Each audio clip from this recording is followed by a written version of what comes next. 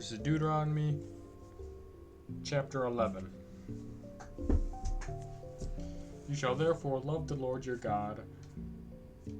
and keep his charge, his statutes, his ordinances, and his commandments always. And consider this day, since I am not speaking to your children, who have not known or seen it. Consider the discipline of the Lord your God, his greatness, his mighty hand, and his outstretched arm, his signs and his deeds, which he did in Egypt to Pharaoh, the king of Egypt, and to all his land, and what he did to the army of Egypt, to their horses, and to their chariots, how he made the water of the Red Sea overflow them, as they pursued after you, and how the Lord has destroyed them to this day, and what he did to you in the wilderness until you came to this place, and what he did to Dathan and Abiram, the sons of Eliab, son of Reuben, how the earth opened its mouth and swallowed them up with their households, their tents, and every living thing that followed them, in the midst of all Israel. For your eyes have seen all the great work of the Lord which he did.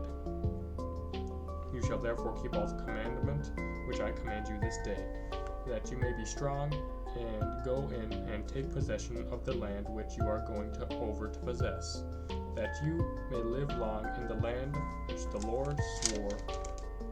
your fathers to give to them and their descendants, a land flowing with milk and honey.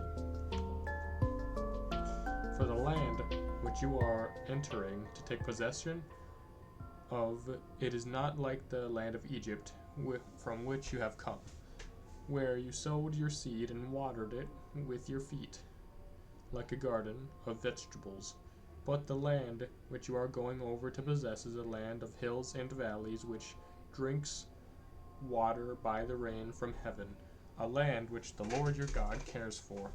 The eyes of the Lord your God are always upon it, from the beginning of the year to the end of the year. And if you will obey my commandments, which I command you this day, to love the Lord your God, and to serve him with all your heart and with all your soul, he will give the rain for your land in its season, the early rain and the later rain, that you may gather in your grain and your wine and your oil, and he will give grass in your fields for your cattle, and you shall eat and be full. Take heed lest your heart be deceived,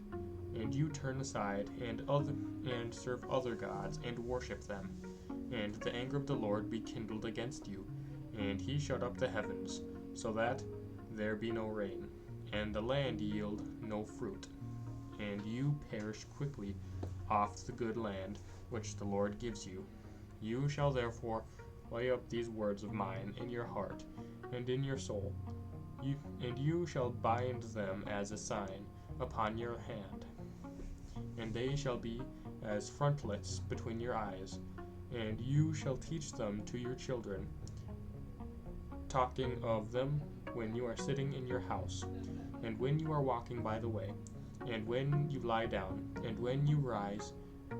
and you shall write them upon the doorposts of your house and upon your gates, that your days and the days of your children may be multiplied in the land which the Lord swore to your fathers to give them, as long as the heavens are above the earth. For if you will be careful to do all this commandment, which I command you to do, loving the Lord your God, walking in all his ways, and cleaving to him, then the Lord will drive out all these nations before you, and you will dispossess nations greater and mightier than yourselves. Every place on which the sole of your foot treads shall be yours. Your territory shall be from the wilderness and Lebanon, and from the river Euphrates, to the western sea. No man shall be able to stand against you. The Lord your God will lay the fear of you and the dread of you upon all the earth, that you shall tread, as he promised you. Behold, I set before you this day a blessing and a curse. The blessing, if you obey the commandments of the Lord your God, which I command you this day, and the curse if you do not obey the commandments of the Lord your God, but turn aside from the way which I command you this day to go after other gods which you have not known. And when the Lord your God brings you into the land which you are entering to take possession of it, you shall set the blessing on Mount Gerizim and the curse on Mount Ebal. Are they not beyond the Jordan, west of the road, toward the going down of the sun, in the land of the Canaanites, who live in the Arabah, over against Gilgal, beside the oak of Moreh? For you are to pass over the Jordan, to go in to take possession of the land which the Lord your God gives you. And when you possess it, and live in it, and you shall be careful to do all the statutes and the ordinances which I set before you this day. That is Deuteronomy chapter 11. Well, no. Yeah. Chapter 11. Deuteronomy chapter 11.